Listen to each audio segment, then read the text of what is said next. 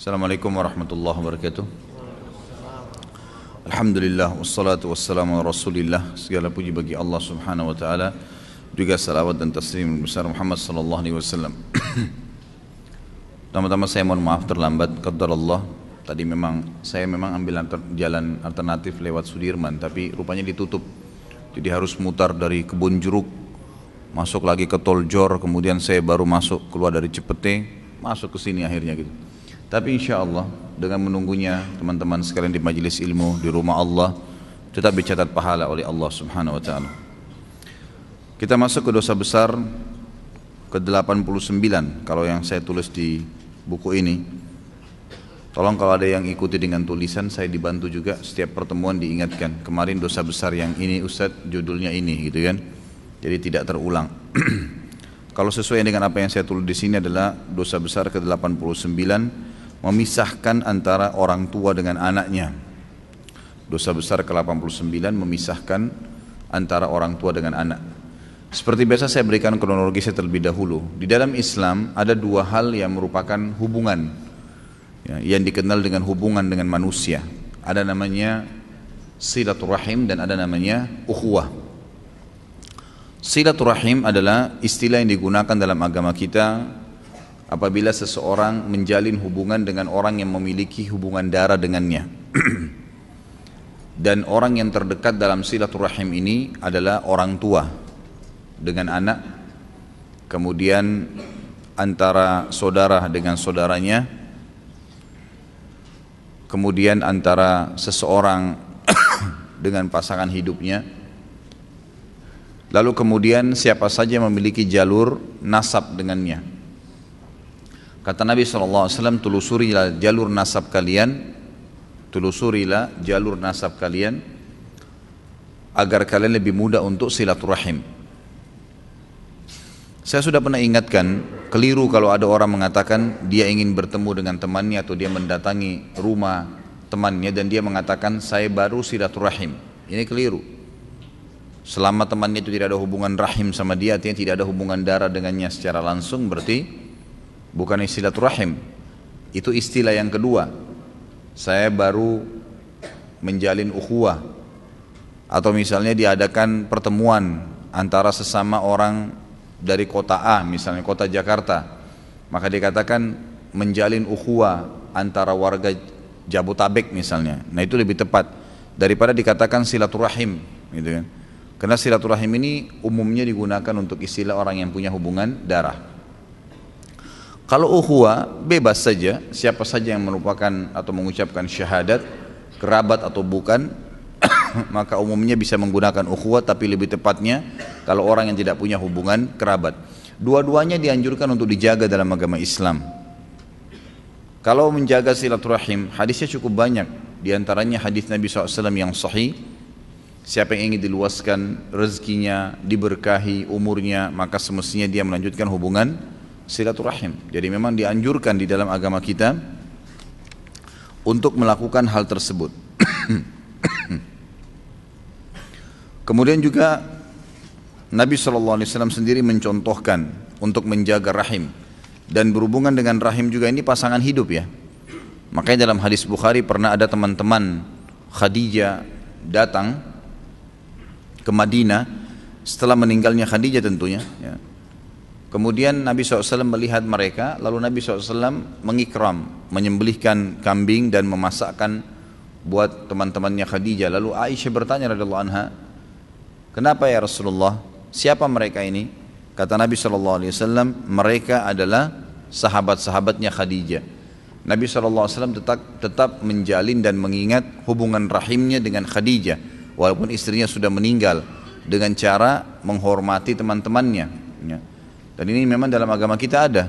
Seperti kasus salah satu cara yang terbaik berbakti dengan orang tua setelah orang tua kita meninggal adalah melanjutkan hubungan dengan teman-temannya, sahabat-sahabatnya. Selama sahabat-sahabat orang tua tersebut adalah orang-orang yang tidak bermaksiat kepada Allah, artinya bukan orang yang akan merusak iman kita, maka kita dianjurkan untuk menjalin hubungan dengan mereka karena mereka adalah teman-teman orang tua kita dulu. Saya akan bacakan beberapa hadis yang berhubungan dengan masalah rahim ini.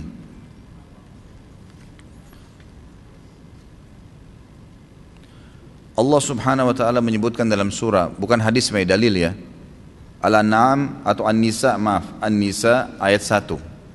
A'udzu billahi minasyaitonir rajim, wattaqullaha alladzi tasaaluna bihi wal arham. Innallaha kana 'alaikum raqiba. Potongan ayat ini.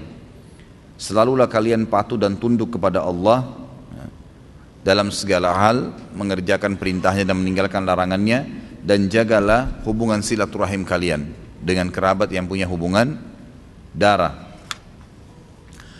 Juga Nabi kita Muhammad sallallahu alaihi wasallam bersabda, la yadkhulul jannata qati'ur rahim. Tidak akan masuk surga orang yang memutus hubungan rahimnya. Hadis ini sahih riwayat Bukhari dalam Kitabul Adab. Dan juga hadis yang lain kata Nabi sallallahu alaihi wasallam, man kana yu'minu billahi wal yawmil akhir falyasir rahimah.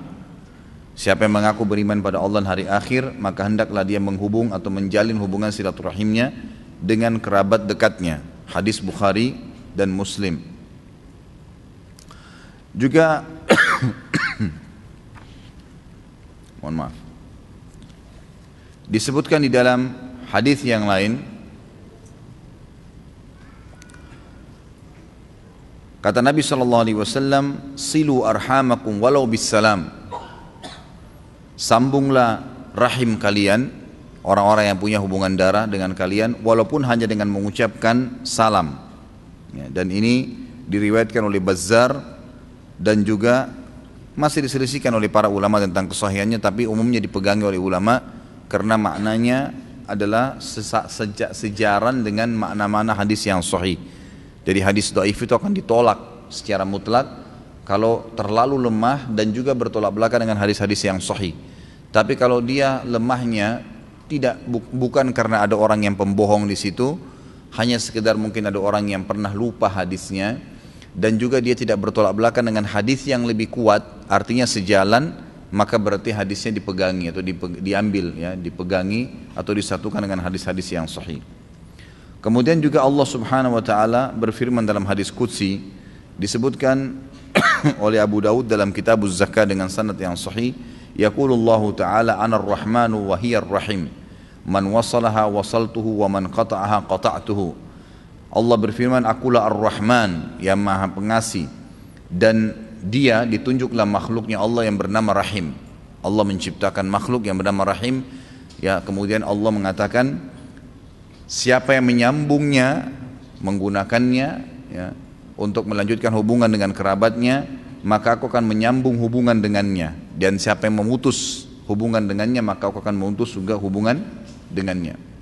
Jadi ini jelas sekali perintah untuk melakukan rahim. Dan saya katakan tadi, hubungan rahim yang paling dekat adalah seorang anak kepada orang tuanya, dan di situ ada rahim dan juga ada bakti dengan orang tua, begitu pula orang tua dengan anaknya, baru kemudian datang kerabat yang terdekat.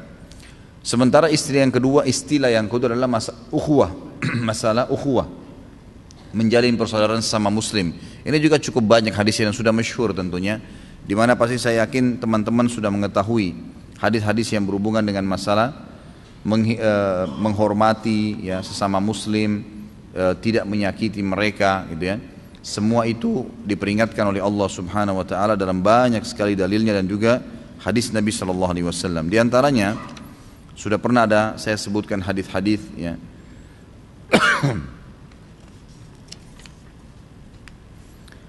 Kata Nabi sallallahu alaihi wasallam, kullul muslimi 'alal muslimi haram 'irduhu wa maluhu wa damu. At-taqwa hahuna bihasbi imri'in minasyarri an yahqira akhahu muslim. Hadis sahih riwayat Imam Tirmidzi. Maaf, hadis hasan riwayat Imam Tirmidzi.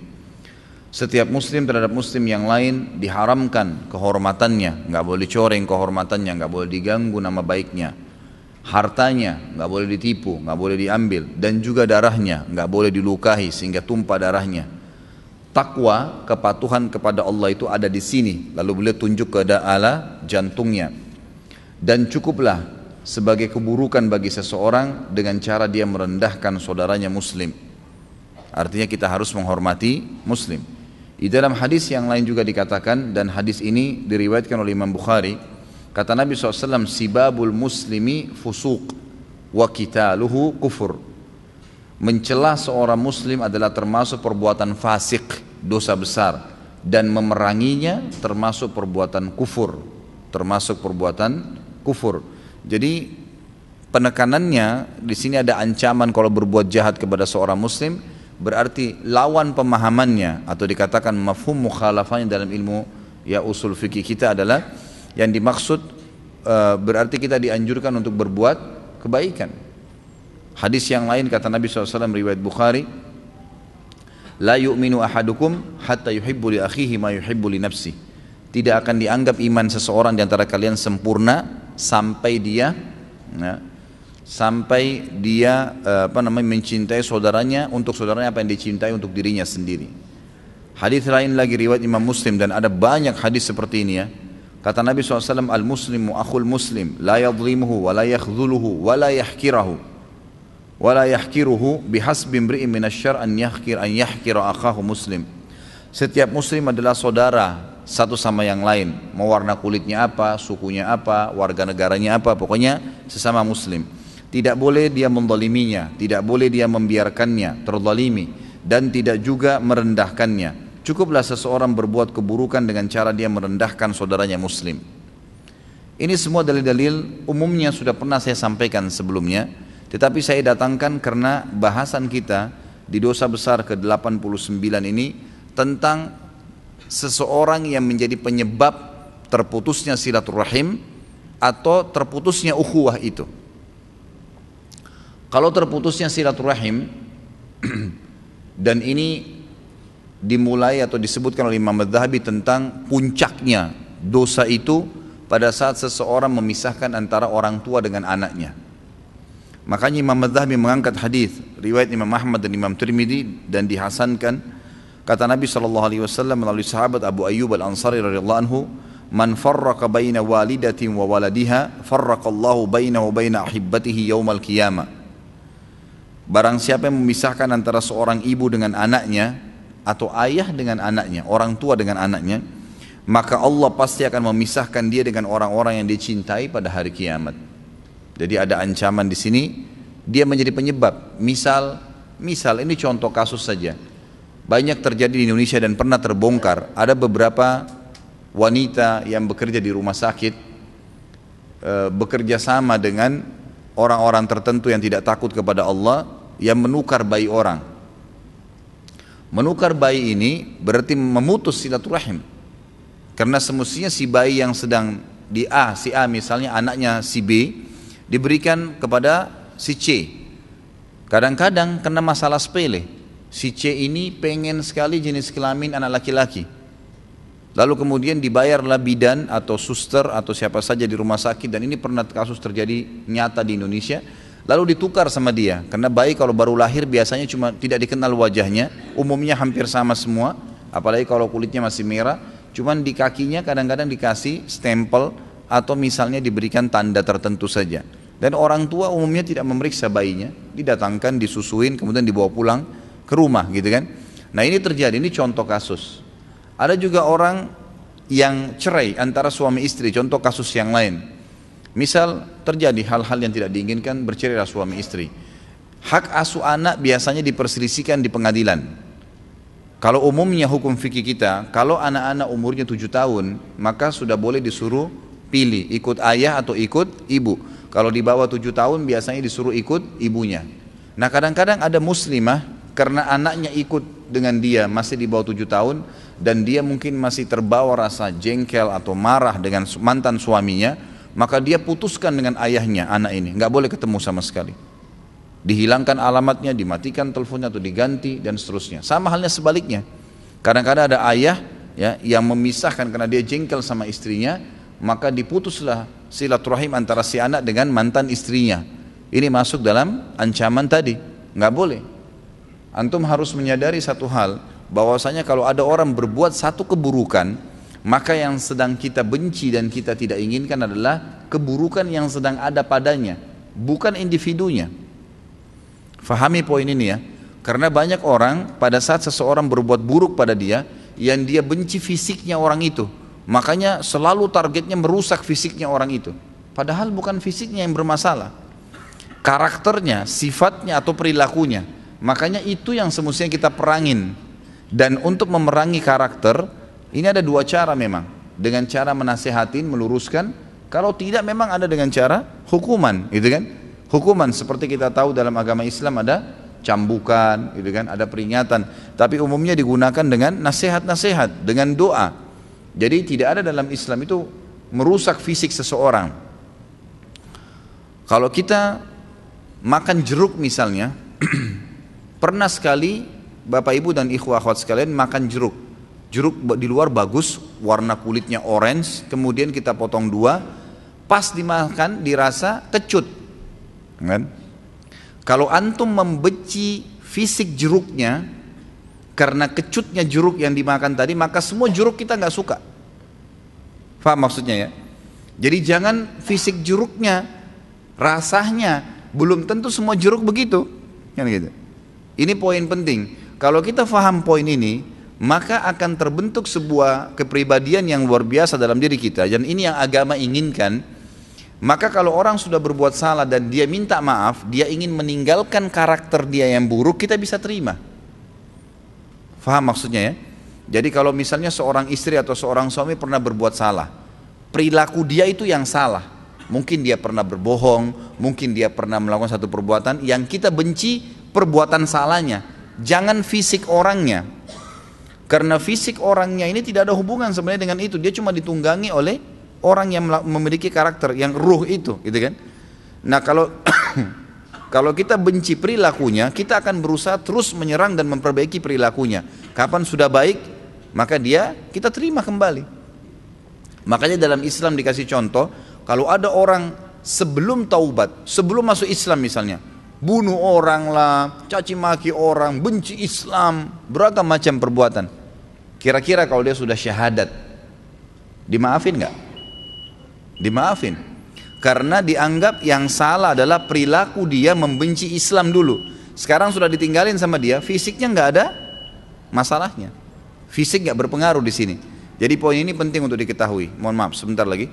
Azannya sebentar lagi.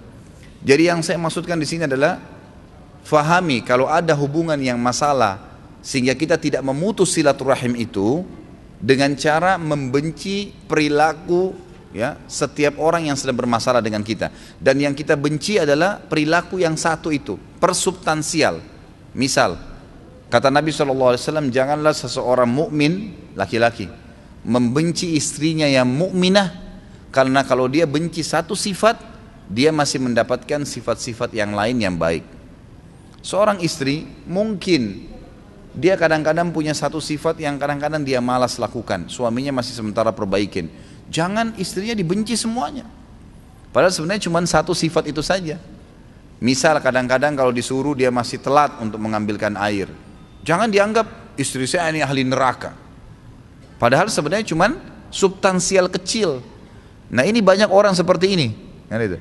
Ban mobilnya kempes, bukan ban mobilnya yang ditambah angin, tapi semua mobil dirusak, dibuang, cerai, gara-gara sifat buruk satu. Padahal dia kalau nikah lagi juga sama ada sifat buruknya itu.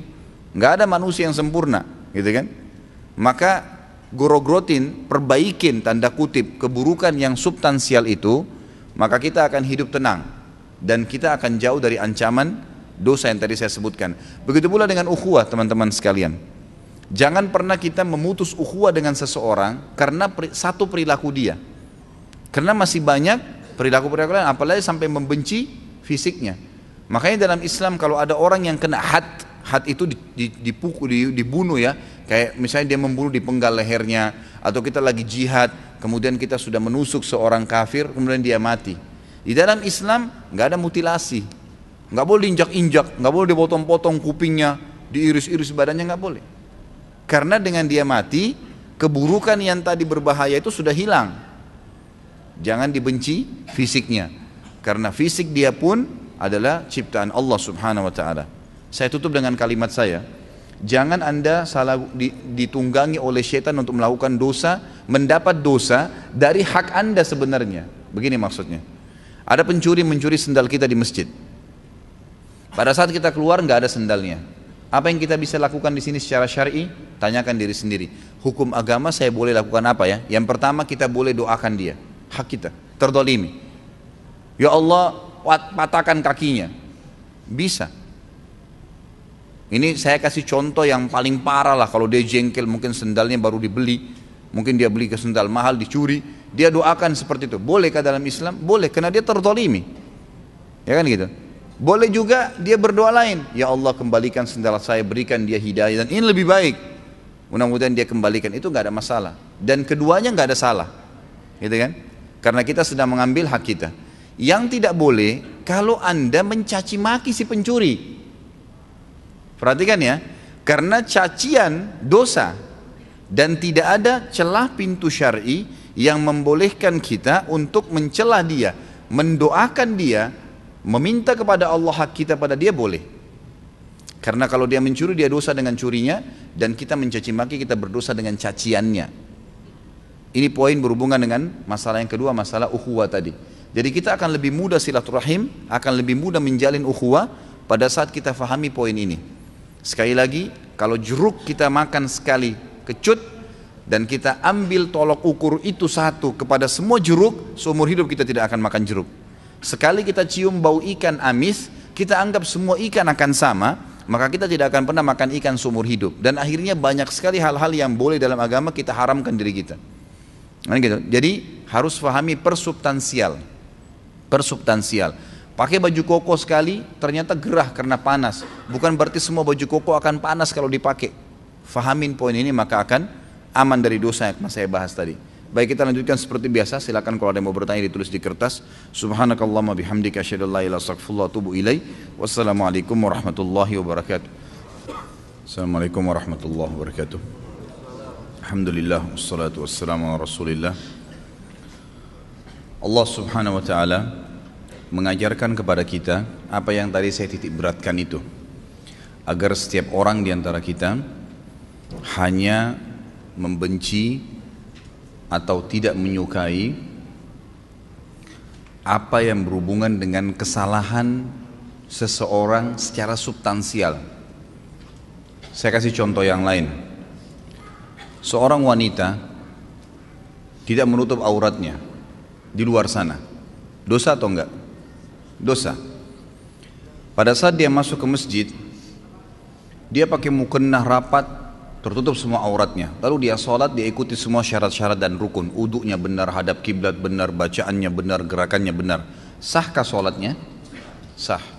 Allah Subhanahu wa taala tidak menghubungkan antara kesalahan dia membuka aurat di luar masjid dengan sholatnya. Bayangkan kalau setiap perilaku kita yang salah Allah hubungkan dengan satu sama yang lain, maka tidak ada mungkin seseorang di antara kita yang bisa hidup. Karena semua kita pasti buat salah, ya. Tapi Allah SWT dengan kemahaadilannya menilai secara substansial, gitu kan? Dan ini penting sekali ya, dalam segala lini kehidupan kita ditarik poin ini. Bagaimana mendidik anak, bagaimana mendidik istri bagi suami, bagaimana istri menghadapi suaminya, bagaimana anak-anak menghadapi orang tuanya, orang tua menghadapi anak-anaknya dengan cara seperti ini. Jadi nilailah seseorang itu secara substansial, gitu kan? Dan kita fokus ke situ. Masuk dalam hal memisahkan antara orang tua dengan anak ini, apabila seseorang sengaja menghilangkan nasab orang lain atau menghilangkan jalur hubungan yang secara syar'i sebenarnya ada, seperti misalnya susu, anak susu.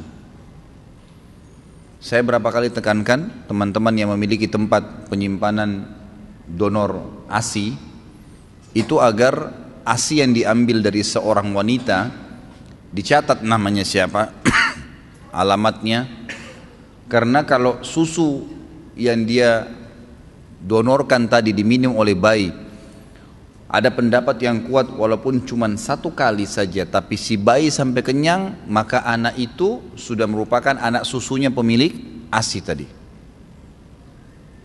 Kalau seseorang menghilangkan jejak ini, artinya sembarangan saja orang nyumbang ASI langsung main diambil saja kemudian diminumkan kepada sembarangan orang, tidak diatur, ini masuk dalam ancaman tadi. Dia memutus sebuah hubungan yang telah Allah jalin. Sementara kita tahu anak sesusu atau antara si anak dengan ibu yang menyusuinya ada hubungan rahim. Nanti jadi hubungan rahim. Artinya punya hubungan yang mereka tidak berlaku hukum silaturahim semuanya. Silaturahimnya berlaku hukum mahramnya, nggak boleh nikah, kan gitu. Ini hal-hal mendasar yang harus difahami. Jadi tidak boleh kita menjadi penyebab semua itu dengan alasan apapun, dengan alasan apapun. Sebaliknya kita kalau menjalin hubungan, kita menjadi penyebab malah baik. Bukankah dalam hadis disebutkan seorang muslim boleh berbohong di 3 keadaan? Yang pertama di medan perang, pada saat ditangkap oleh musuh dia bisa mengatakan jumlah umat Islam 100.000 pasukannya padahal sebenarnya cuma 1.000 orang untuk menakut-nakuti musuh Allah. Yang kedua memperbaiki hubungan yang rusak antara dua muslim, suami istri kah, teman sama temannya kah. Kita dibolehkan berdusta di situ untuk memperbaiki keadaan mereka. Si A marah dengan si B, si A lebih tua.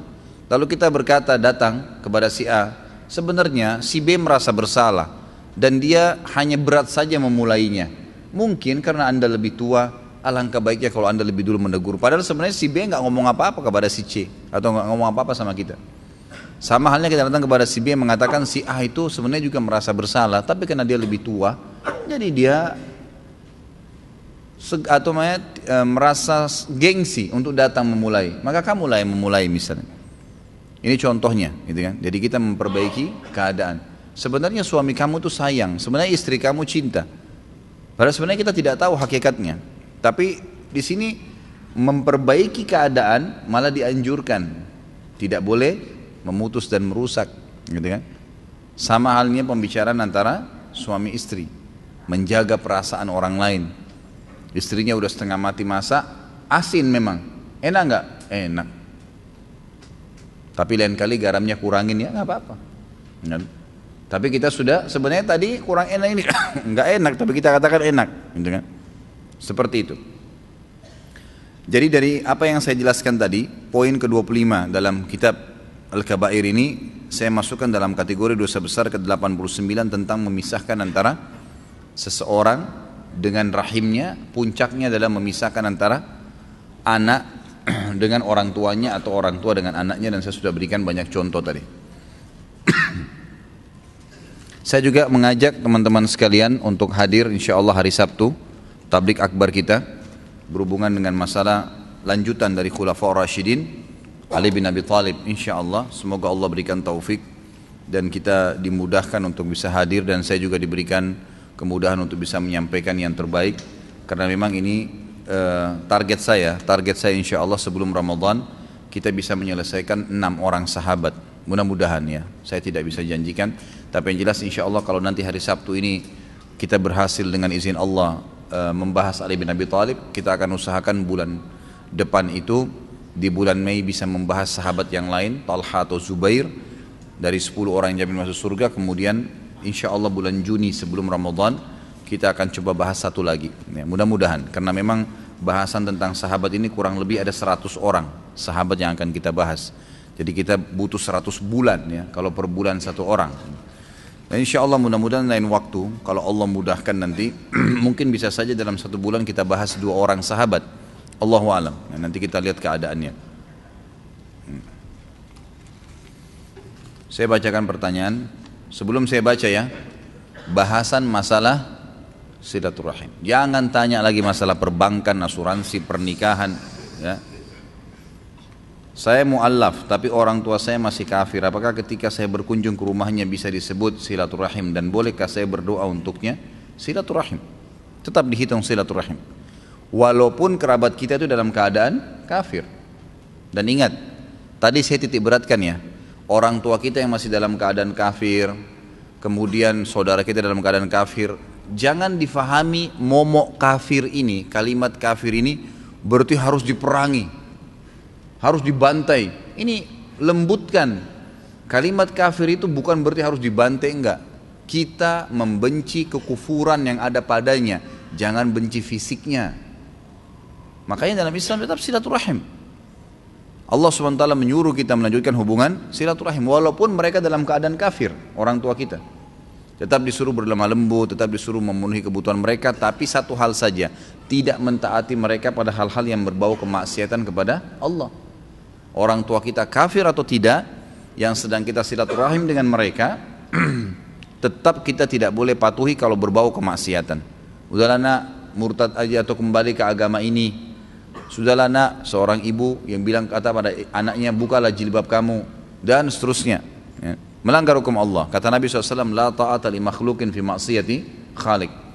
Bolehkah seorang muslim membantu orang non muslim, orang kafir dengan dana kebutuhannya, bayar utangnya, membiayai anaknya yang sekolah? Boleh. Memperbaiki rumahnya, menggalikan sumur, membantu kalau gempa? Boleh. Kata Nabi SAW, khairun nas anfa'um linnas. Orang muslim yang paling baik, yang paling bermanfaat bagi manusia yang lain. Satu hal yang tidak boleh, jangan mendukung ibadah mereka. Itu saja, karena di mata agama yang salah adalah ibadah dan keyakinannya. Kan gitu. Orang-orang Nasrani dilarang oleh Allah, dikafirkan karena mereka mengatakan Trinitas. Allah memang mengatakan lam yalid wa lam yulad. Titik, itu konsepnya. Allah punya kemahaesaan di situ. Maka kita sedang membenci keyakinan tersebut. Keyakinan itulah yang kita perbaikin, tapi yang lainnya tetap kita jaga. Jadi insya Allah silaturahim. Dan kalau anda berdoa silahkan, anda boleh mendoakan selama mereka hidup ya. Selama dia hidup boleh didoakan, ya Allah berikan hidayah, ya Allah berikan hidayah. Dan jangan malu atau jangan ikuti was-was syaitan untuk menawarkan Islam. Tapi kalau orang sudah meninggal dalam keadaan kufur, kata ulama, berarti ini sudah zahir kekufurannya, sudah kelihatan kekufurannya. Dan itu tidak boleh lagi didoakan kalau sudah meninggal. Memang sudah begitu hukum Allah SWT. Makanya dalam hadis disebutkan bahwasanya Nabi SAW pernah bersabda, aku meminta izin kepada Tuhanku untuk mengunjungi kuburan ibuku Aminah di sebuah wilayah namanya Rabwa antara Mekah dan Madinah, dan aku diizinkan, kata Nabi SAW, dan aku ingin beristighfar untuk ibuku, aku minta izin kepada Tuhanku untuk beristighfar untuk ibuku, tapi aku tidak diizinkan karena Aminah meninggal dalam keadaan kufur. Hadis ini menjelaskan bolehnya seorang anak melanjutkan hubungan silaturahim dengan orang tuanya hidup atau mati dan datangi kuburannya, tapi di sini tidak boleh didoakan karena Nabi SAW sendiri dilarang oleh Allah Subhanahu wa taala.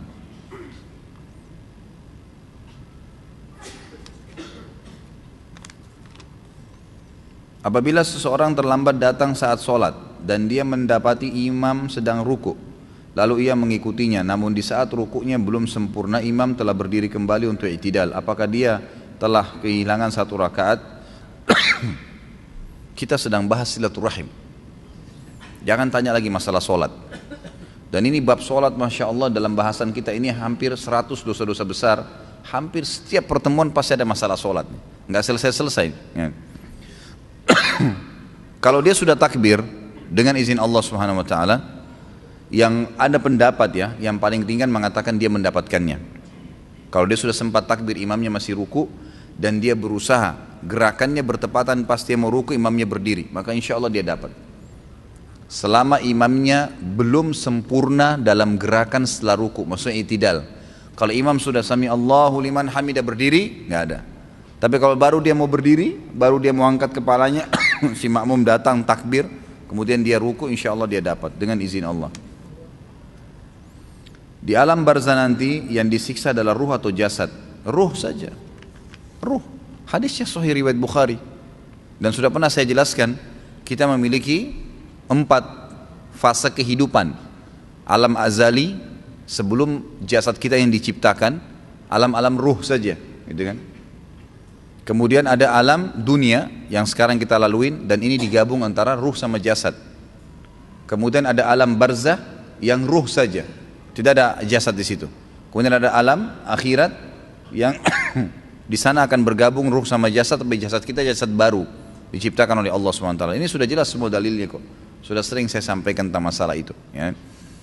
Hadis sahih riwayat Bukhari, kata Nabi SAW, kalian ya, seluruh tubuh kalian akan dimakan oleh tanah kecuali tulang ekor kalian yang darinya Allah akan bangkitkan kalian.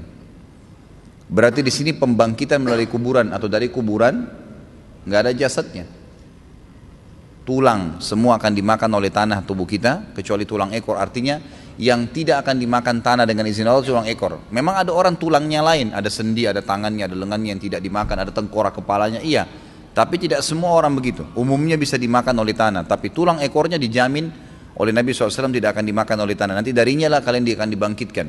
Dalam hadis Bukhari dikatakan Allah akan turunkan hujan pada saat ditiupkan sangkakala yang kedua, kemudian air hujan tersebut menyentuh tulang-tulang ekor kalian, maka kalian tumbuh seperti tumbuhnya bakal. Bakal itu sayur-sayuran, gitu kan?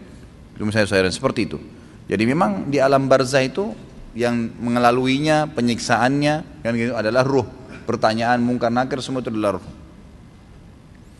Sahihkah hadis surga merindukan 4 orang yang membaca Al-Quran dan yang menjaga lisannya?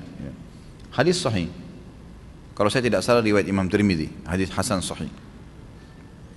Ada yang berpendapat bahwa kunjungan atau bertemu dengan teman juga dikatakan dengan silaturahim, dengan dalil bahwasanya muslim dengan muslim yang lain adalah saudara. Bagaimana pendapat ini Ustaz? Inilah yang dari tadi saya jelaskan, gitu kan? Harus bisa dibedain. Menjalin antara sama muslim adalah ukhuwah namanya dalam agama kita. Rahim hanya bagi yang punya hubungan darah, gitu kan? Secara langsung ya. Karena kalau kita mau bahas hubungan darah secara umum, semua sama karena dari Adam, ya gitu.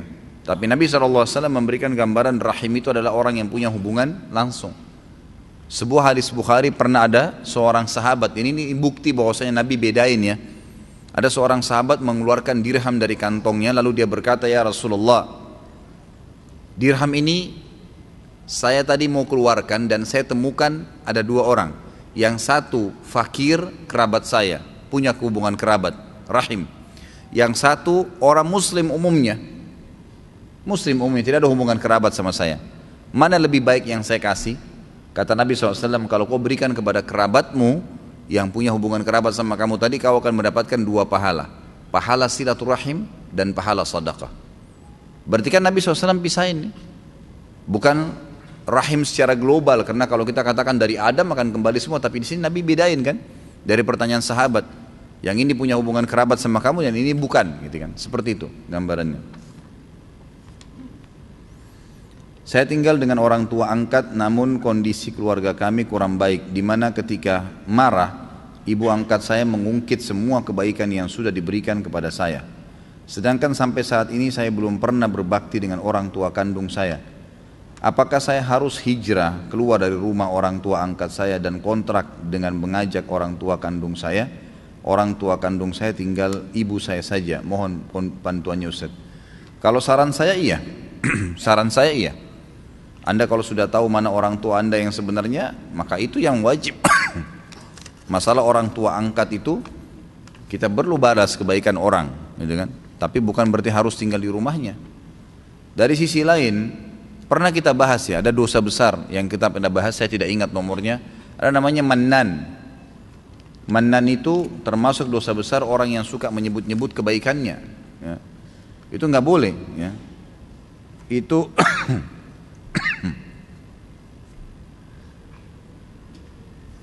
dosa besar ke-36.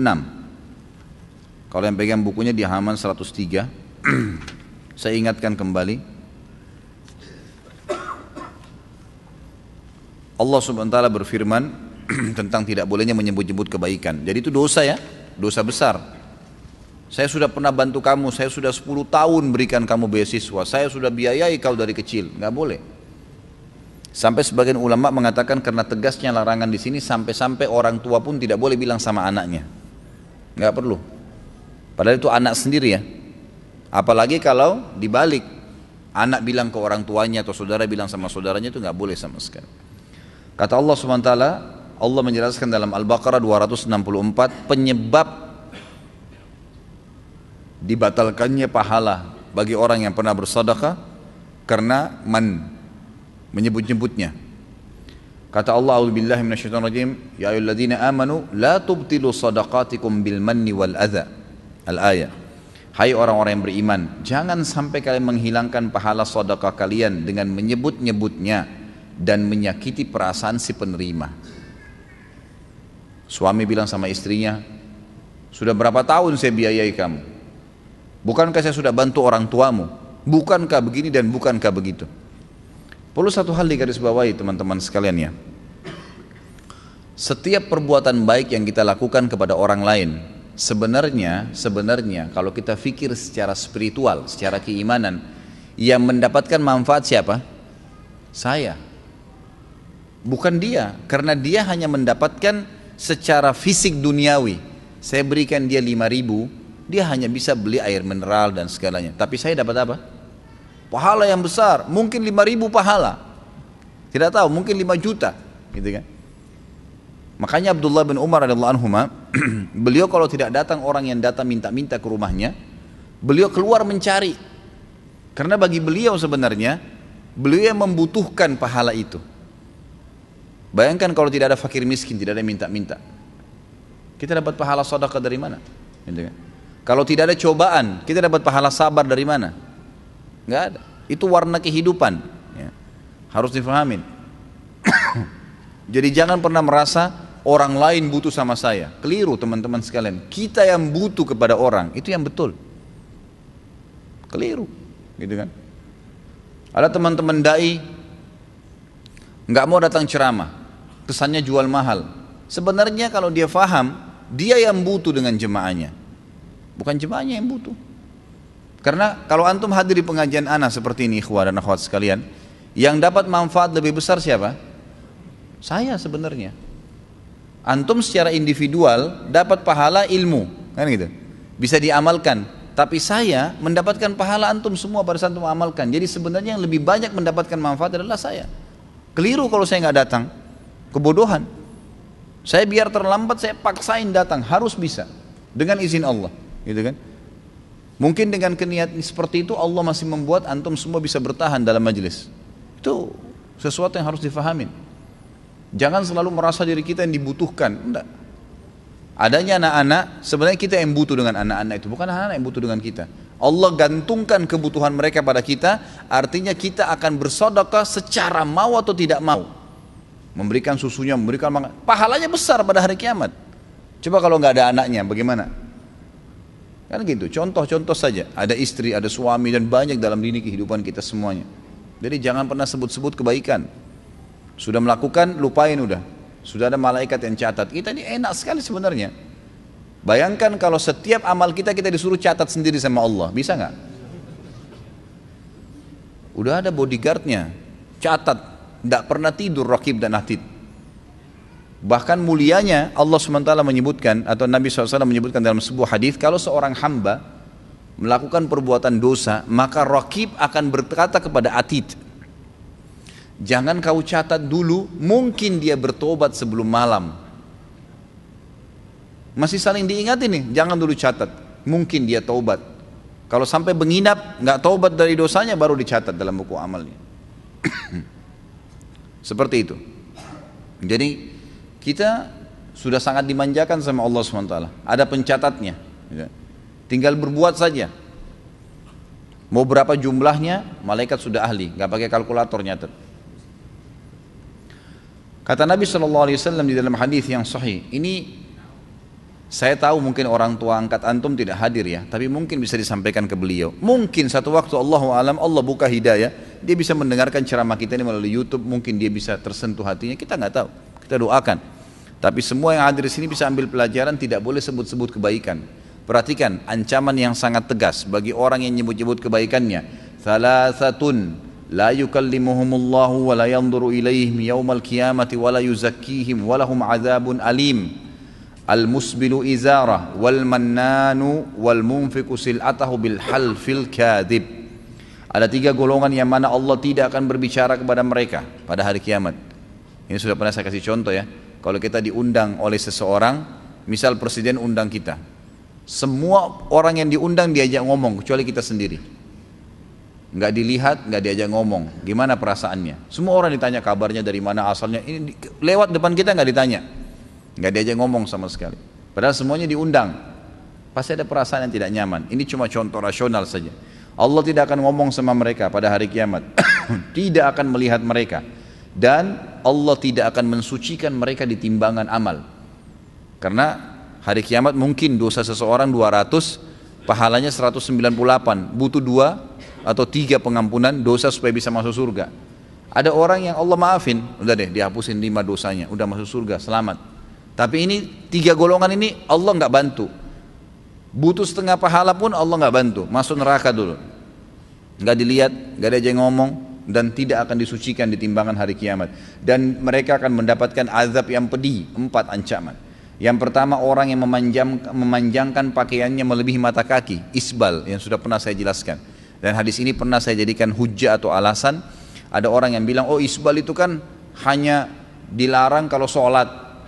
Hadis ini menjelaskan bukan masalah sholat. Di luar sholat pun sama. Oh Ustaz, saya kalau pakai celana jingkrang, mata kaki saya kelihatan jelek kelihatan. Itu persepsi. Ada orang di mall pakai sampai lututnya lebih tinggi, nggak dimasalahkan.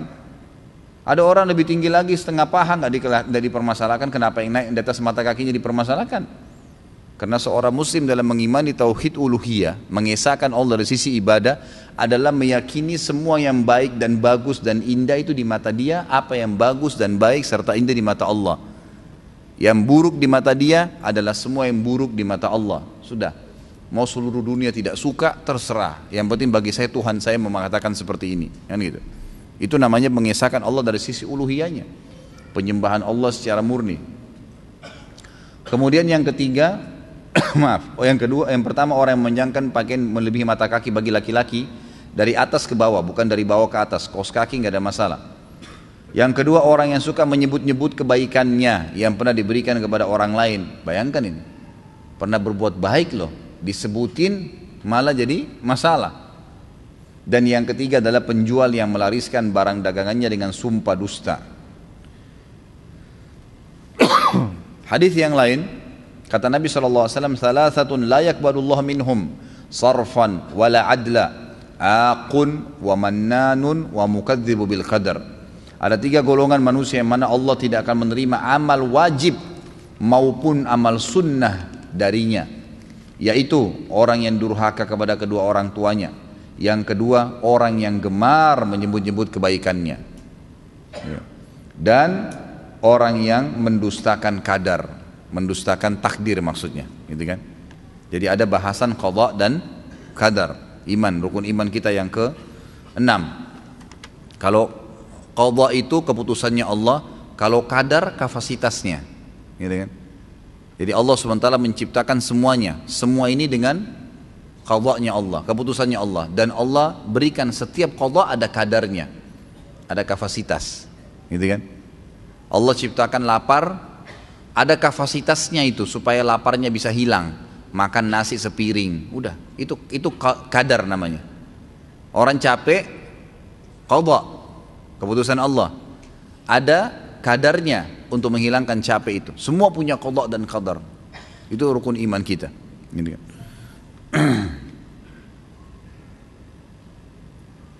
Ustaz, Anda mau tanya, tadi Ustaz menyebutkan bahwa sesama muslim tidak boleh mencela, merampas harta orang muslim, tapi Anda mempunyai kerabat yang suka sekali membuka aib dan menyebarkan aib keluarga Anda kepada orang-orang. Bagaimana sikap yang harus kami lakukan? Kami bisa memaafkan, tapi celaan-celaan mereka sungguh tidak bisa dilupakan. Kami menghindari bertemu mereka karena kalau bertemu pun mereka hanya menzalimi kami. Apakah sikap yang kami lakukan salah? Baik, kalau ada orang-orang di antara kerabat kita yang jahat seperti ini, kita boleh menjaga batas atau membatasi hubungan, tapi bukan memutusnya. Dan kita membenci sekali lagi perilaku itu saja. Jangan dinilai semuanya buruk orang itu. Kenapa sih ada kebaikannya? Tapi kami lupa, berat Ustaz melupakan celaan-celaannya. Ya itulah waswas syaitan. Disitulah peran iman kita, gitu kan? Seorang mukmin itu tidak akan dia biarkan hatinya rusak dengan celaan-celaan orang. Karena celaan orang itu hanya ucapan kok. Sama dengan pujian. Sepanjang lidahnya saja, kamu jelek, sudah selesai. Anggap aja angin lalu. Dia mau bilang jelek, terserah, saya tetap gagah, kan gitu. Bisa saja kita berkata begitu. Saya tetap cantik, saya tetap begini. Kita percaya Allah ciptakan saya begini dengan cara baik, sudah. Nggak ada sesuatu yang harus berbekas kok sebenarnya, gitu kan? Lain kalau pisau diiriskan ke badan, jasad kita rusak mungkin. Tetapi kalau seandainya hanya kata-kata saja, tidak ada sesuatu yang perlu dipedulikan. Allah Subhanahu wa taala sudah mengatakan kepada kita agar atau mengajarkan bagaimana menghadapi orang seperti ini. A'udzubillahi minasyaitonirrajim. Wa idza khatabahumul jahiluna qalu salama. Orang-orang beriman itu hamba-hamba Allah yang disayangi oleh Allah, ibadur rahman namanya, gitu kan? Mereka yang kalau melewati orang-orang jahil, kata ulama tafsir jahil adalah suka mencaci maki, suka mencela, suka menilai buruk penampilan seseorang, gitu kan?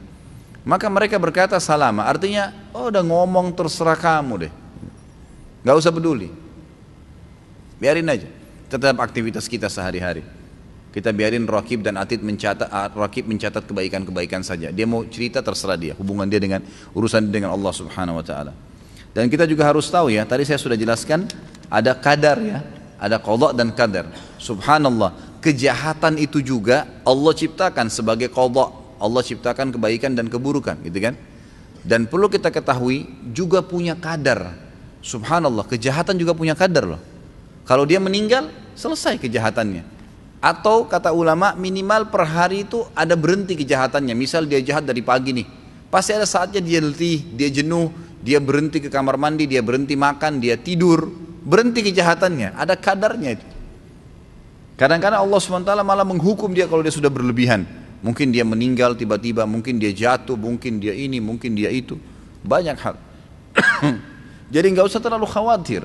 Kita punya Tuhan Allah SWT dan semua sudah sesuai dengan kadarnya. Ada saatnya dia akan berhenti. Dan pada saat sekarang Anda akan mendapatkan pahala sabar. Ingat ya, pahala amal yang besar sekali adalah sabar. Kata Allah SWT, "Wa ma yulaqqaha illa alladziina sabaru wa ma yulaqqaha illa dzu hadzin 'adzim." Surga itu tidak akan didapatkan kecuali bagi orang-orang yang sabar. Dan surga tidak akan didapatkan kecuali orang yang memiliki nasib yang baik. Allah mempertemukan antara nasib yang baik dan masuk surga dengan mudah adalah orang yang sabar. Dan sabar kapan dibutuhkan? Kalau cobaan sedang datang, ya kan? Disitulah cobaan, disitu dibutuhkan, itu kita akan panen pahala sabar. Lagi ada masalah, kita hadapin dengan tenang, ya kita bersyukur kepada Allah Subhanahu Wa Taala, ikhtiar mencari jalan keluar seperti itu. Kemudian orang tua anak sudah cerai. 7 anak mengikuti ibu dan 1 anak mengikuti ayah. Tapi ibu anak juga termasuk saudara-saudara kandungnya tidak boleh bertemu dengan 1 anak yang ikut ayah tersebut. Bahkan 1 anak tersebut diajarkan bahwa ibu kandungnya adalah ibu tirinya. Apa yang harus kami lakukan sedangkan ibu anak sangat merindukan anak tersebut? Ya diingatkan ayahnya. Ini biasa saya bilang, ini tadi yang saya kasih contoh ya. Biasanya ego pribadi. Karena jengkel dengan mantan pasangan hidup, maka dia memutus hubungan antara orang tua dengan anak. Nggak boleh, dosa besar itu. Nggak boleh sama sekali, gitu kan? Maka diingatkan si ayah. Dan kalau anak itu sudah besar, bisa diberikan penjelasan. Mungkin bertemu di luar rumah, mungkin melalui sosial media, gitu kan? Diberikan penjelasan, gitu kan?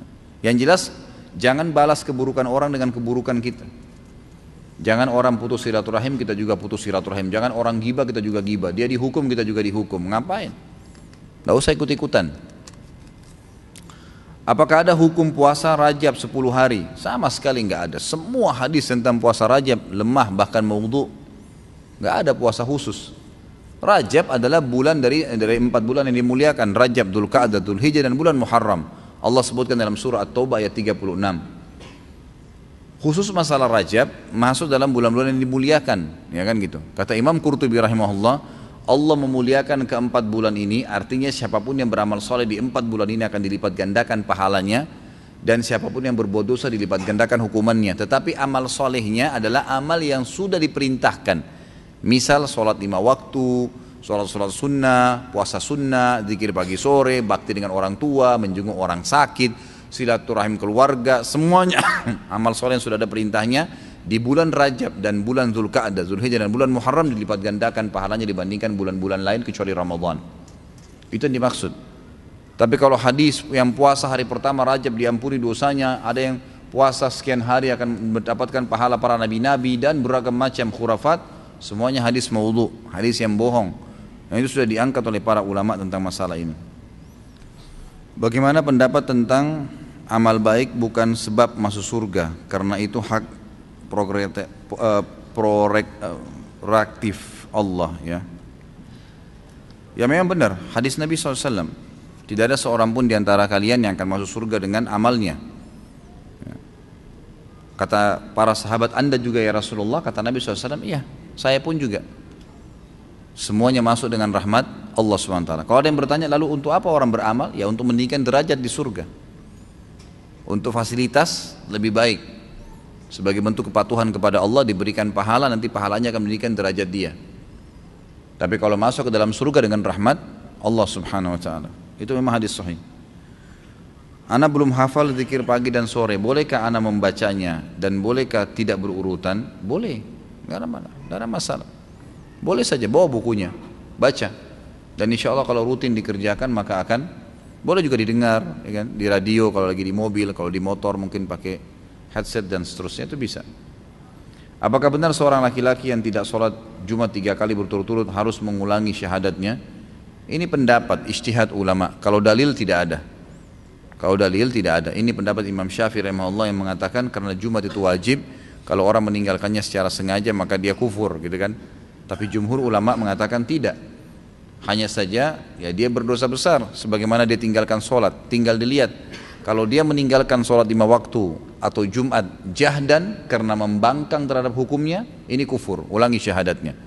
Tapi kalau dia takasulan, malas-malasan atau karena jahlan, maka ini tidak, disuruh taubat saja.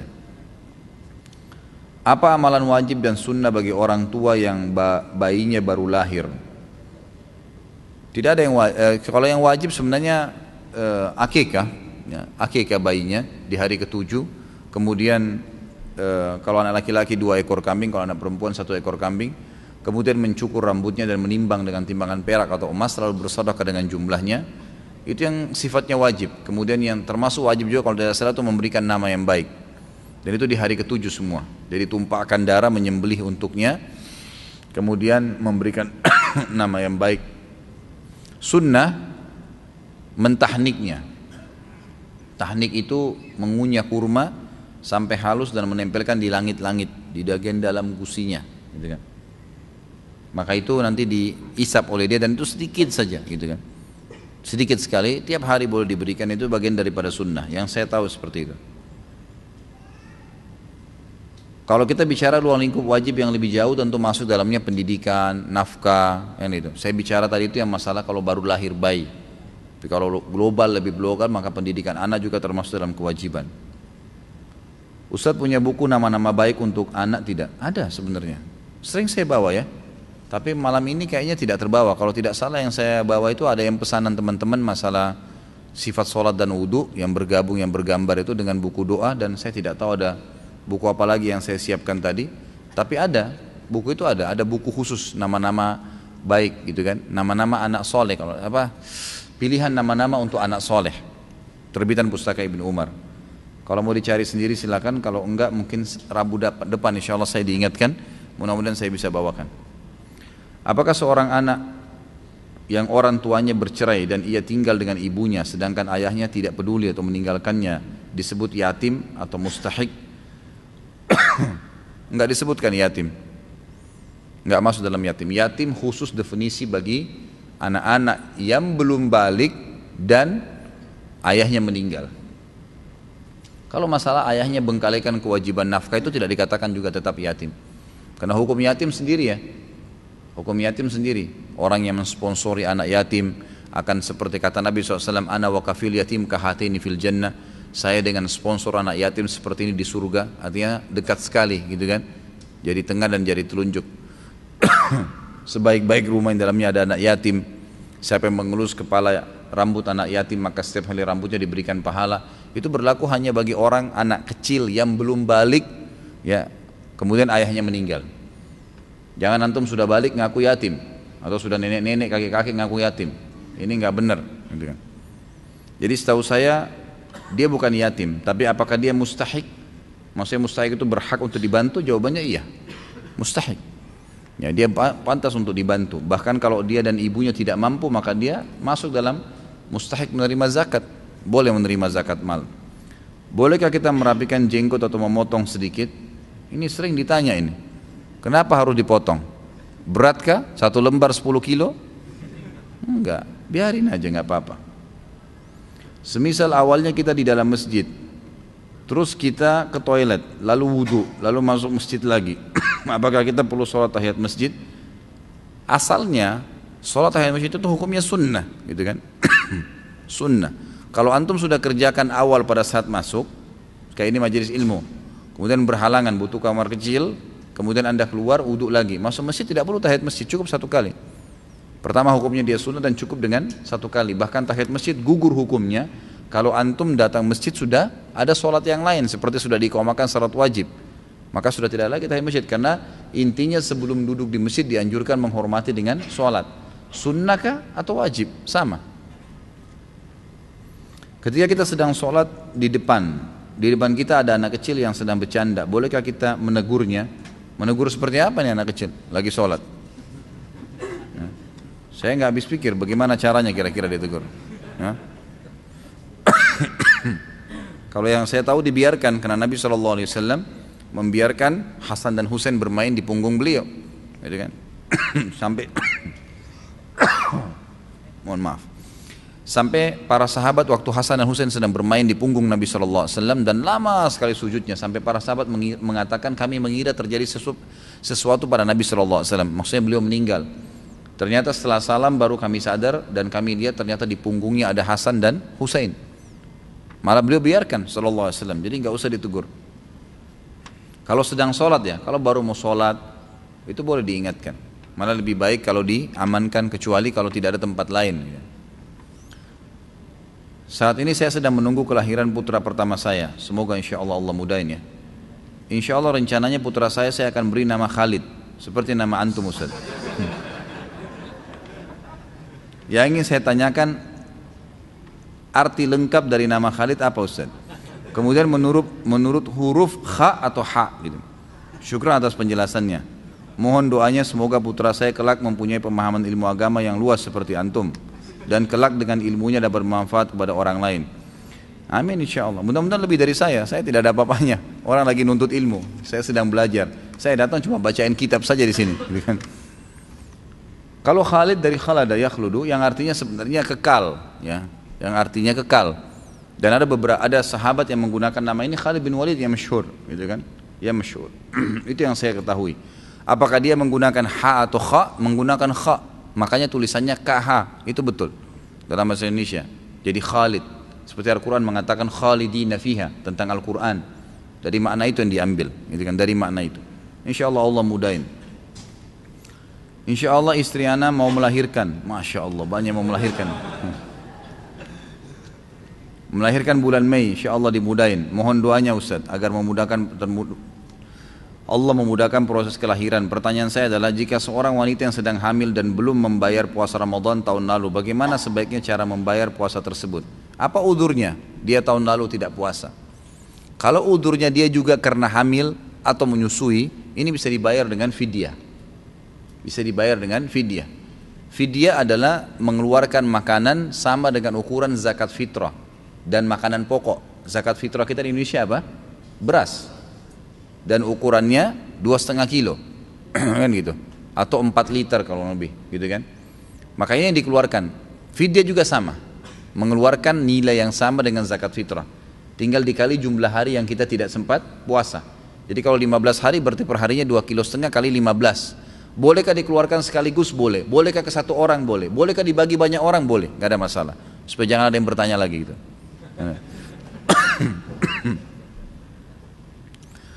Lalu bagaimana kalau dia kemarin tidak ada udurnya Ustaz? Hanya kebetulan memang menunda-nunda saja dan sekarang lagi hamil.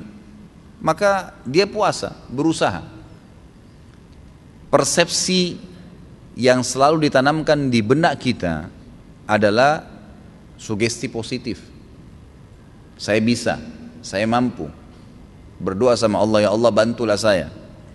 Jangan saya hamil, saya lemah, nanti haus, dan seterusnya. Saya pernah praktekin ke istri saya motivasi dia, alhamdulillah puasa 1 bulan penuh. Tidak ada masalah sama sekali. Bahkan pada saat itu hamilnya lagi hamil besar lagi, gitu kan. Pada saat sahur diberikan konsumsi yang cukup, buka puasa juga yang cukup, nggak ada masalah. Sugestinya selalu positif saja. Tapi jangan dipaksain, gitu kan. Kalau nggak bisa ya sudah. Solusi yang lain adalah Bagaimana caranya? Jangan digabung. Kalau dia tidak mampu, maka dia melahirkan. Kalau masa melahirkannya memang sekarang dia tidak mampu, memang sering haus, butuh obat-obatan, vitamin dan segalanya, dia tidak berdosa insya Allah. Karena memang dia masih punya kesempatan. Sama hukumnya dengan orang yang meninggalkan sholat wajib di awal waktu.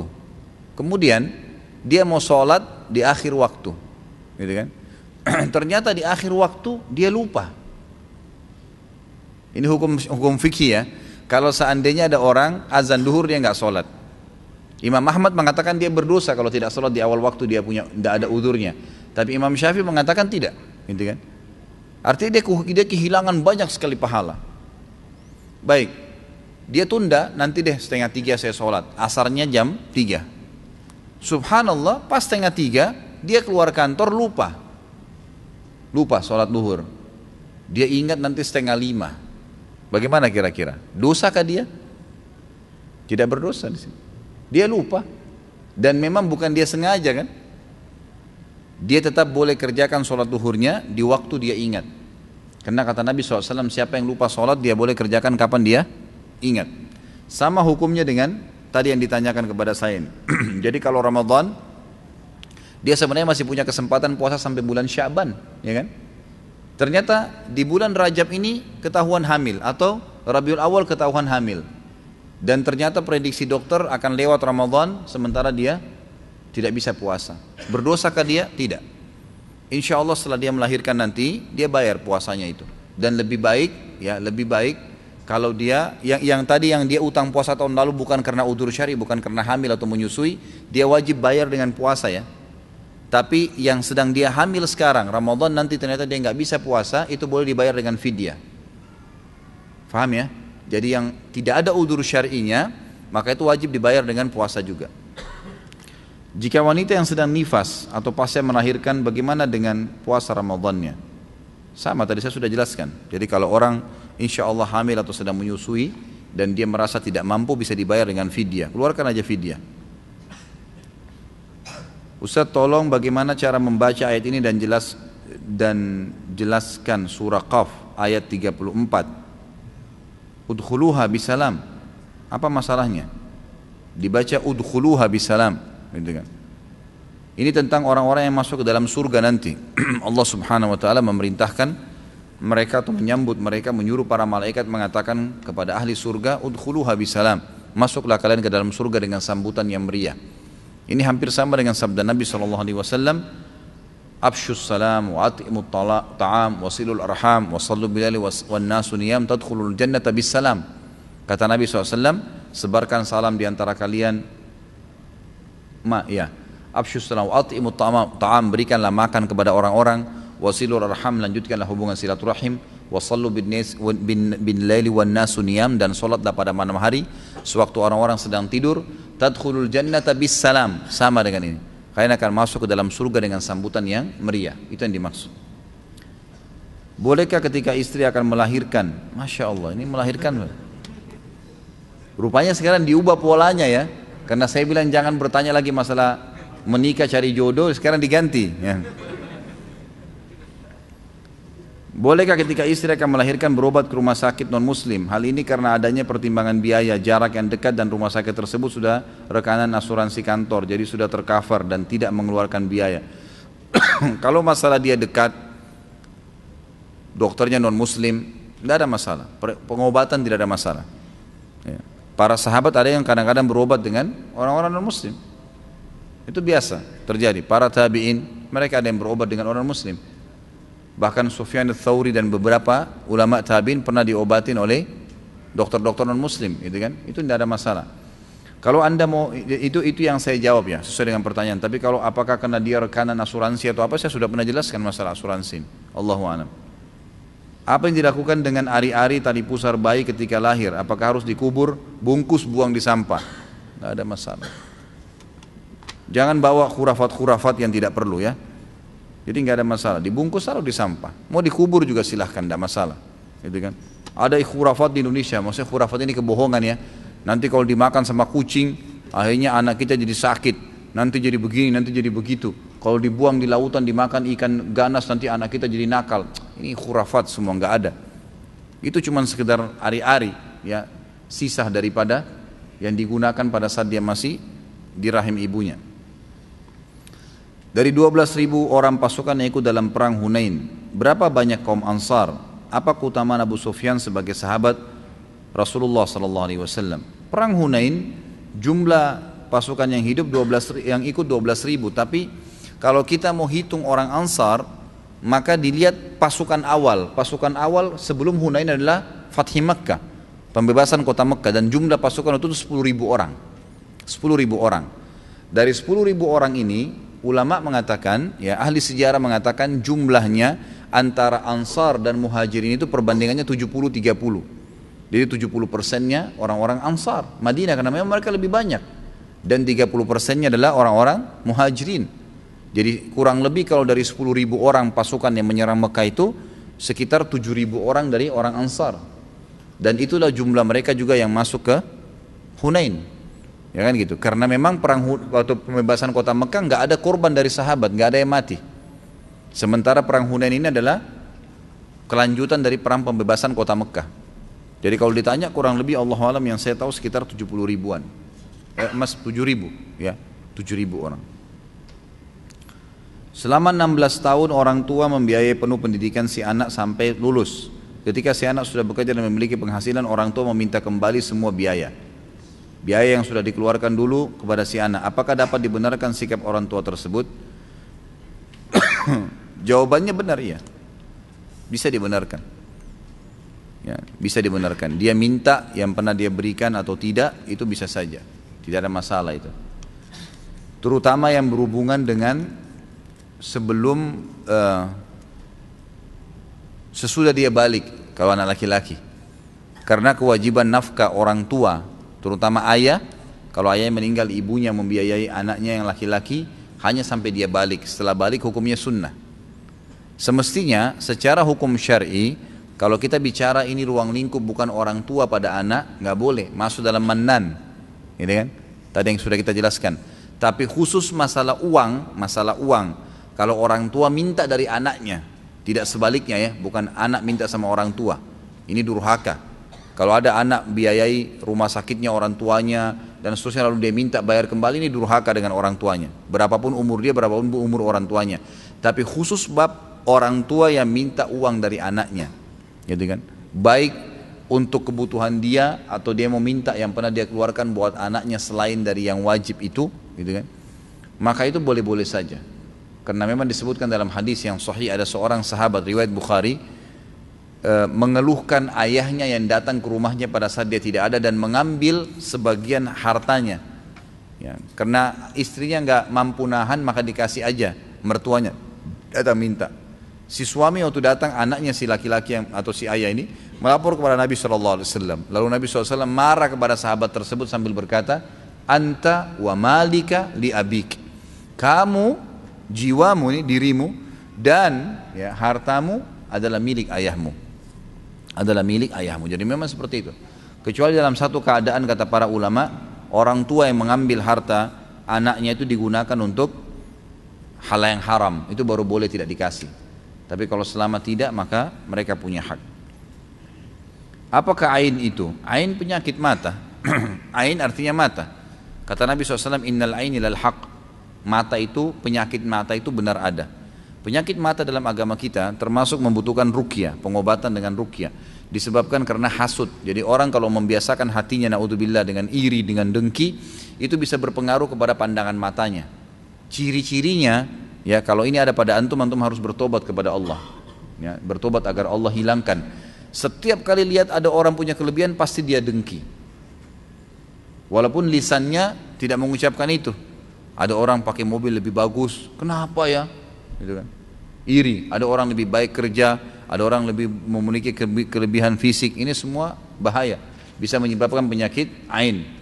Makanya kata Nabi SAW, kata kuncinya jangan lihat kepada orang yang di atas kalian, tapi lihatlah orang yang di bawah kalian, karena itu akan memudahkan kalian mensyukuri nikmat Allah. Karena sudah disyukurin maka akan ditambah oleh Allah SWT. Dan ingat, Allah dengan kemahaadilannya sudah menentukan rezeki masing-masing. Jangan pernah cemburu dengan orang lain. Tidak perlu cemburu dengan orang lain. Sudah begitu Allah aturkan, gitu kan? Kata Allah SWT, am yahsuduna an-nasa ala ma atahumullah min fadli. Apakah mereka menghasuti orang-orang yang telah Allah berikan karunia dari sisinya? Untuk apa? Gitu kan? Tidak perlu. Allah SWT yang menciptakan sesuai dengan jenjangnya masing-masing. Kenapa Harut dan Marut mengajarkan sihir? Ini khilaf di antara ulama tentang kisahnya sebenarnya, gitu kan? Khilaf di antara ulama tentang kisah Harut dan Marut. Tapi ada riwayat yang dinukil, gitu kan? Saya juga insya Allah akan memastikan kembali riwayat itu. Tapi yang jelas dinukil bahwasanya Harut dan Marut meminta kepada Allah Subhanahu Wa Taala untuk diberikan hawa nafsu seperti manusia. Lalu Allah Subhanahu Wa Taala mengatakan kalau kalian diberikan nafsu maka kalian akan melakukan kerusakan nanti. Tapi karena mereka minta, akhirnya Allah SWT berikan mereka turun di muka bumi, lalu mereka tidak bisa mengontrol itu. Makanya pada saat orang-orang datang ingin belajar sihir kepada keduanya, gitu kan, mereka berdua berkata, kami adalah fitnah, jangan kalian kufur. Innama nahnu fitnatun fala takfur. Kami ini fitnah, kami sudah terlanjur salah jalannya awal. Jangan ikut-ikut, jangan kalian kafir dengan perbuatan ini. Itu yang saya ketahui, Allahu a'lam.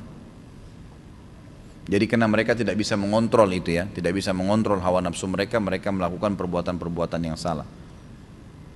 Apakah kemoterapi atau pengobatan dengan laser termasuk kai, pengobatan besi panas?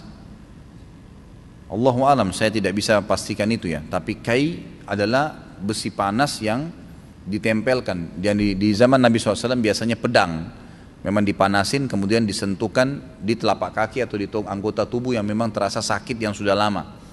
Itu kan, itu disentuhkan diangkat, itu salah satu pengobatan. Dan ini juga khilaf di antara ulama. Ada hadis yang melarang memakruhkannya, ada hadis yang membolehkannya. Allahu alam. Tapi saya tahu di Madinah sampai hari ini masih digunakan. Ada beberapa suku-suku Arab yang menggunakan metode itu. Tapi apakah kemoterapi itu termasuk kai?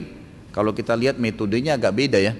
Karena kai itu memang besi panas yang disentuhkan ke badannya, gitu kan. Haruskah tetap menjaga silaturahim dengan keluarga mantan istri atau mantan suami? Apakah kepada mereka tetap dianggap ada hubungan silaturahim? Kalau mertua, ya itu ya, karena tidak ada mantan mertua. Sekali kita sudah menikah dengan anaknya maka dia akan jadi mahram, kan gitu. Tidak boleh lagi mantan anak mantu, tidak boleh nikah dengan mantan mertuanya. Bisa nggak? Nggak boleh. Si A cerai dengan istrinya si B, selesai, habis masa iddah bukan mahram lagi. Apakah dengan dia cerai sama istrinya tadi, dia boleh nikah dengan ibu mertuanya? Nggak boleh, karena ini sudah mahram. Sebagian ulama yang lebih kuat mengatakan mereka mahram abadi. Jadi tetap silaturahim, biasa saja. Telepon, tanya kabar, tunjukkan kebaikan-kebaikan, gitu kan. Maaf, pertanyaan menyangkut haji. Baiklah, kita terima karena ada maafnya. Tapi jangan lagi nanti minggu depan pakai maaf semua.